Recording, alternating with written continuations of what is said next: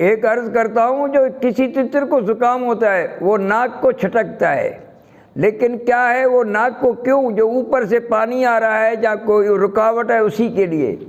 अभी उसको मैं अर्ज करता हूँ, देखो तले के नीचे कपड़ा डाला होता है, तला जिसको तला बोलते हैं, उसी के साथ आप बाम है ना, बाम, वो वृक्ष पान, वो बाम नाम है उसका, वो अब तले पे ऐसे अंगुली के साथ बाहर तला निकाल कर उसको मारो और पिंजरे के तारों पे भी लगाना, फिर कपड़ा बंद कर देना।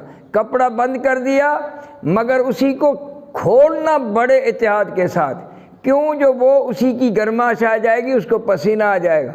आप फटाफट खोलोगे तो पसीने को हवा लगेगा तो तितर बीमार हो जाएगा भाईजान, सूख जाएगा या फालिजी हो जाएगा। उसी को अपने एहतियात से हवा से बचाना भाई साहब।